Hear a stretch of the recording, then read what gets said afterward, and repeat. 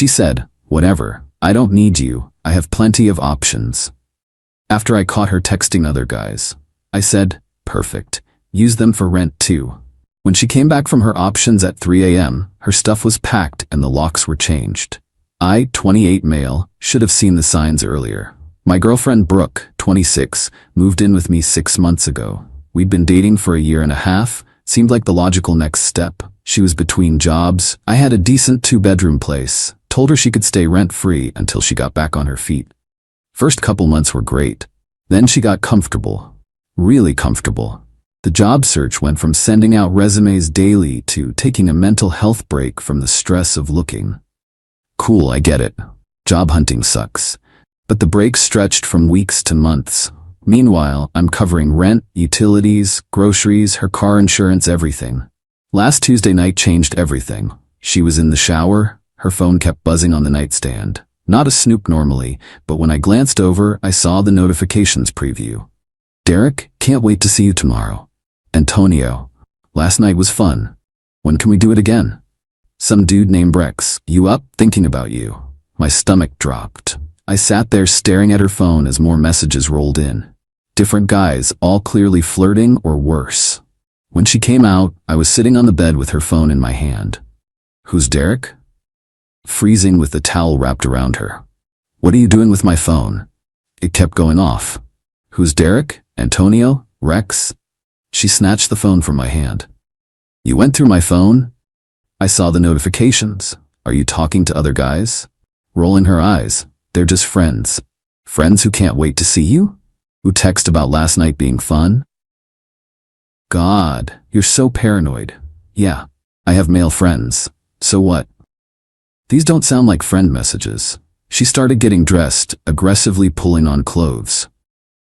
"Brooke, you know what? Whatever. I don't need this interrogation."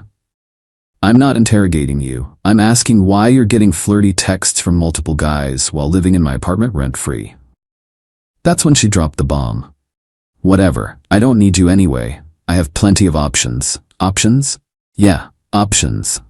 Guys who actually appreciate me, who don't make me feel bad for having friends, who would be happy to have me around." I sat there for a second, processing the audacity. Here's someone I've been fully supporting for months, and she's not just texting other guys, she's throwing it in my face. Me, perfect. Then you can use those options for rent too. Excuse me? You heard me. If you have all these options who appreciate you so much, I'm sure one of them would love to pay for your lifestyle. Are you seriously kicking me out over some texts? I'm telling you that if you have better options, you should explore them. All of them, including housing. She laughed. Actually laughed. You can't kick me out. I live here. I have rights. You're not on the lease. You don't pay rent. Legally, you're a guest who's overstayed their welcome. You're bluffing. Try me. She grabbed her purse and keys. Brooke, you know what? Fine. I'll go stay with someone who actually values me. Don't wait up. And she left. Slammed the door hard enough to shake the pictures on the wall. I sat there for about 10 minutes, alternating between hurt and anger. Then I made a decision. If she wanted to play games, I'd show her I wasn't playing. First, I checked the lease laws in my state. Since she hadn't paid rent and wasn't on the lease, she was considered a guest. Still had to give proper notice, but I had more flexibility than if she was a tenant. Then I got to work. Update 1. Brooke didn't come home that night. No texts, no calls. Radio silence. I used the time productively. Went to the hardware store first thing in the morning, bought boxes and packing tape, then systematically packed up every single thing of hers. Clothes, makeup, hair straightener, that stupid decorative pillow collection she insisted on buying with my credit card, everything. Labeled each box clearly. Brooke, bedroom, Brooke, bathroom, Brooke, kitchen. 23 boxes total. Stacked them neatly in the living room. Around 2 p.m. she texted, Brooke, hope you cooled off, be home later to talk. Me. Take your time. Your things will be ready. Brooke, what's that supposed to mean? I didn't respond. She rolled in around 11 p.m., Derek dropping her off in his Honda Civic. I watched from the window as she kissed him goodbye. Real classy. When she tried her key, it still worked. I'm not stupid enough to illegally lock her out. But she walked into an apartment that looked very different. Brooke. What the hell is this? All her stuff was packed and stacked by the door. I was on the couch watching TV. Me your things. Figured I'd help you move to one of your better options. Are you insane? Unpack all of this right now. No. This is my home. Was. You made it clear last night you have better options. I'm just facilitating your transition. She started opening boxes, throwing things around.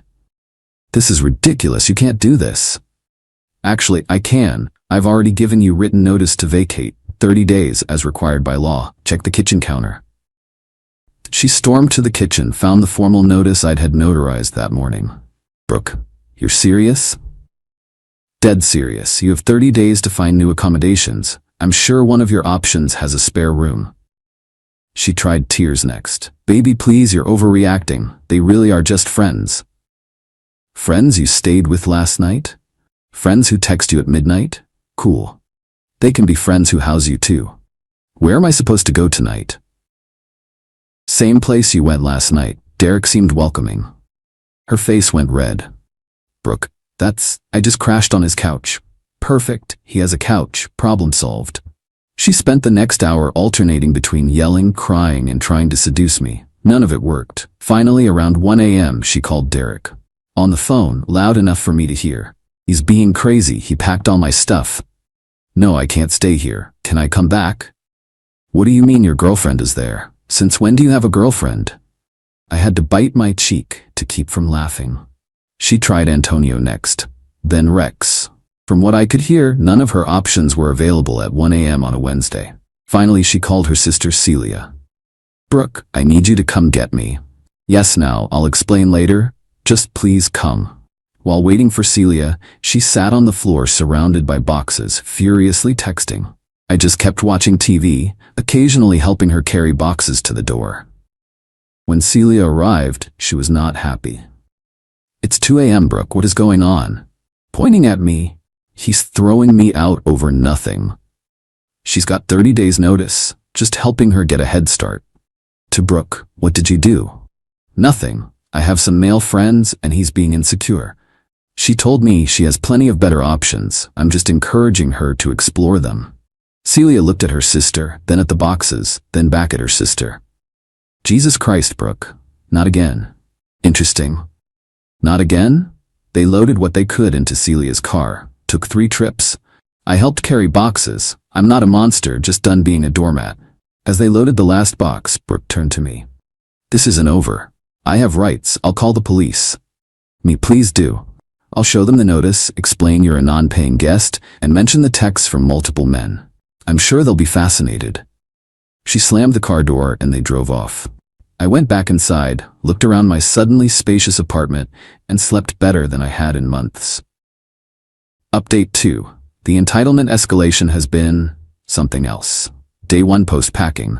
Brooke sent approximately 50 texts ranging from "please baby let's talk" to "you're going to regret this" to "I'll sue you for emotional distress." I responded to exactly one. You have 29 days remaining on your notice to vacate. Please coordinate moving the rest of your belongings. Day 2. She showed up with Celia and 2 guys I didn't recognize. Rang the doorbell for 10 minutes straight. Brooke, through the door. Open up. I need my things. Me, come back during reasonable hours with proper notice. Brooke, it's my stuff. Available by appointment. Text me 3-time options and I'll confirm one.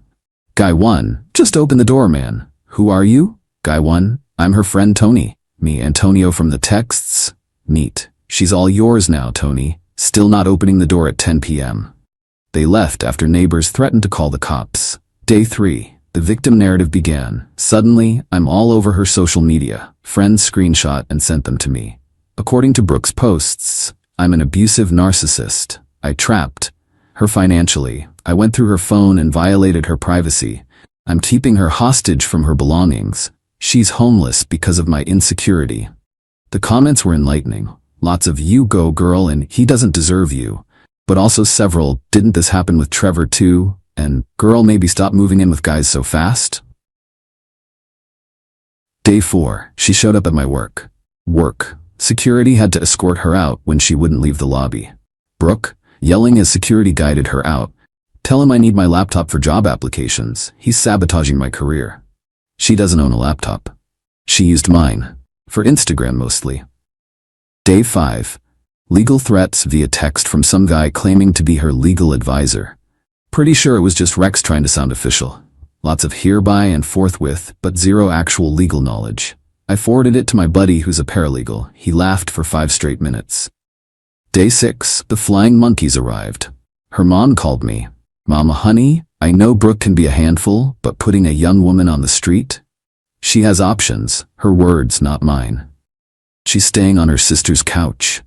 And she stayed on some guy named Derek's couch 2 nights ago. She seems to like couches. That's different. How? Sighing. Look, just how much would it cost for her to stay another month? It's not about money. It's about her telling me she has better options while texting multiple guys from my apartment that I pay for entirely. Mom, boys will be boys and girls need attention. Me, then boys can pay for that attention. I'm done. You'll regret losing her. I'll risk it. Day 7 today. This morning was special. Brooke apparently convinced one of her options, a guy named Kendall, to be her muscle. He showed up at 7 a.m., pounding on the door. Kendall, yo, open up. I'm here for Brooke's things. Through the door. It's 7 a.m. So? I got work at 9. Let's do this. Me, she needs to schedule a time. I have work too. Man, just give me her stuff and we're good. Are you on the lease? What? No. Me, is your name Brooke? Obviously no. He kicked my door. Actually kicked it. I'm calling the police. Wait, no man, I'm leaving. I called anyway. Gave them his license plate, got it from my window. Turns out Kendall has warrants. Whoops. About an hour later, Brooke called from a number I didn't recognize. You got Kendall arrested? Me, Kendall got Kendall arrested. I just reported someone kicking my door. He was trying to help me. Maybe pick helpers without active warrants next time. How was I supposed to know that? Due diligence? Background check? Maybe don't date criminals? We're not dating. He's just a friend. A friend with warrants who kicks doors at 7 a.m. You really know how to pick them. She hung up. This afternoon I got a text from her. Brooke, fine. Can I please schedule a time to get my remaining things? Me, Saturday, 10 a.m., 12 p.m. Bring whoever you need to help carry boxes. No one with warrants, please. That's not funny. Wasn't joking. I'm honestly amazed at the entitlement. She really thought she could live rent-free, text other guys openly, tell me she had better options, and I'd just accept it? The fact that she's shocked by consequences is mind-blowing. Her sister Celia reached out privately. Celia, hey, sorry about all this. Brooke's done this before. She doesn't learn. Good for you for standing up to her. Done this before? Trevor, her ex? Same story. Moved in, stopped working, started talking to other guys, acted shocked when he kicked her out. She was couch surfing for months after that. Why didn't anyone warn me? Would you have listened? Love makes people stupid. Plus, she's my sister. I hope she'd grown up. And now? Celia, now she's on my couch crying about how unfair life is while texting 5 different guys. I give it a week before I kick her out too. At least I'm not crazy. This is apparently just who Brooke is. Update 3. Today was supposed to be simple. 10 a.m. to noon, she gets her stuff, we're done. Should have known better. 9:45 a.m. I'm ready. Boxes are by the door. I've got coffee, planning to supervise and then enjoy my weekend. 10:15 a.m. No Brooke. I text her. Me, you're late. Alma. Still no Brooke. You have until noon. Clock's ticking. Almost there. Traffic. 11 a.m. A whole circus shows up. Brooke, 3 guys I don't recognize, and for some reason her mom. One guy is driving a massive pickup truck, way too big for the boxes she has left. Breezing in like she owns the place. Okay, we're here. Where's everything? Living room. You have 30 minutes. 30 minutes? We just got here. You were an hour and a half late. Your window was 10 to noon. It's 11:30. Guy, come on, bro. We drove all the way here. Should have carpooled with her at 10 then. Brooke's mom, sweetie, can't you be flexible? We need time to check everything. Check what? I packed it. It's all there. I need to make sure you didn't steal anything. Like what? Your collection of empty Starbucks cups? Your expired makeup? What exactly would I steal? She started opening boxes, dramatically gasping at each one. Where's my phone charger? The one you left plugged into my outlet. I put it in the electronics box, labeled clearly. My hair straightener better be in here. Guy 2, babe, we should hurry. Babe, interesting. Brooke shot him a look that could kill. Clearly didn't want that slip in front of me. They started carrying boxes out, slowly, like comically slowly. Brooke was directing traffic instead of helping. Brooke, careful with that one. That has my vision board. Your vision board of becoming an influencer? The one made for my magazines? Those magazines were communal property. I have the receipts. Would you like copies? Guy 3 tried to wander toward my bedroom. Me, where are you going? Guy 3, bathroom? Me, down the hall, other direction. And why is the bathroom in my bedroom? Just checking, man. For what? Stay with the group. Most boxes are out. Brooke's doing a final sweep, clearly stalling. I can't find my grandmother's necklace. The one you pawned 2 months ago for concert tickets? Her mom's face was priceless. You pawned Nana's necklace? That's not. He's lying. I have the pawn shop receipt. You asked me to keep it so you could buy it back when you got a job. Mom, Brooke Ann? Noon. I'm standing by the door. Time's up. Whatever's not out now stays until you schedule another appointment. We just need 5 more minutes. No, Guy 2. Don't be a dick, man. Says the guy she's calling babe while she lived with me until a week ago. Real classy. Guy 2 suddenly found his shoes very interesting. Brooke tried one last manipulation. You know what? Keep it all. I don't need reminders of this toxic relationship. I'm starting fresh with people who actually value me. Cool. I'll donate everything to Goodwill. Tax write-off. Wait, no. I'm taking my things. Then take them, now. They grabbed the last few boxes. As they were leaving, Brooke turned for what I assumed she thought would be a dramatic final word. You'll regret this. When you're alone and realize what you lost, what I lost, an unemployed leech who texted other guys from my couch, I'll survive. I was finding myself. Well, you found Derek, Antonio, Rex, Tony, Kendall with warrants, and... Looking at guy number 2. Sorry, didn't catch your name? Guy 2. Lamar. And Lamar. Lots of self-discovery happening, just not job discovery. Her mom grabbed her arm. Brooke, let's go. You've embarrassed yourself enough. As they loaded the truck, I heard her mom laying into her. 6 guys, Brooke? 6. While living with him rent-free? Mom, not now. And you pawned Nana's necklace for concert tickets? I closed the door on that family drama. Final update, 3 weeks later. Thought I was done updating. But the universe had other plans. Last week, I get a notification that someone's trying to log into my Netflix, then my Amazon, then my HBO Max, all from different IP addresses. Password reset time. Then Celia texted me. Celia, heads up. Brooke got kicked out of my place, caught her trying to steal my credit card. She's spiraling. Where's she staying now? Rotation between her options, I think. New guy every few nights. She's posting about being a free spirit and not being tied down by society's expectations.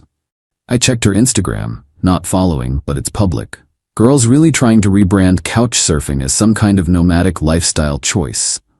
Lots of posts about choosing happiness and surrounding myself with people who appreciate my energy. The comments are brutal though. Even her friends are calling her out. But here's where it gets interesting. Yesterday, 3 a.m., my doorbell rings. I check the camera. It's Brooke. She's crying, mascara everywhere, holding a duffel bag. I didn't answer.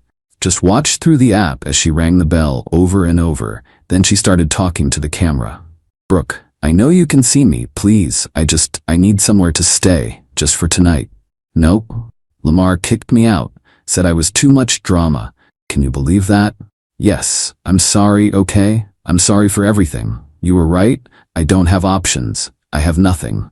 She sat on my doorstep for 20 minutes, occasionally ringing the bell. Eventually, she called someone. On the phone, he won't answer. Yes, I tried. Can you come get me? What do you mean you're done? Mom, please. Fine, whatever. She left around 4 a.m., walking, with her duffel bag. This morning I get a text from an unknown number. This is Derek. Brooke gave me her number. She needs her W-2 from when she worked. Can you send it? Me. She hasn't worked since we've been together.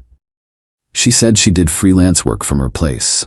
Me. Watching Netflix isn't freelance work. Oh. You were right to kick her out, bro. She's been here 2 days and already causing problems with my girl. Thought she was just a friend? Yeah, that was beast. Sorry, man. She played us both. She's your problem now. Not for long. Celia sent me one last update this afternoon. Celia, Mom picked her up from some guy's house this morning, making her get a job or she's out. Figured you'd want to know the saga ended. Is it really over though? With Brooke? Never. But at least it's not your problem anymore. She's right. It's not my problem anymore. I've spent the last 3 weeks doing whatever I want in my own apartment. No drama. No wondering who's texting her. No paying for someone who contributes nothing. Just peace. Funny thing is, I ran into one of her friends at the grocery store yesterday. She tried to guilt trip me about abandoning Brooke. I just laughed. She had plenty of options, I said. She told me so herself. The friend didn't have a response to that.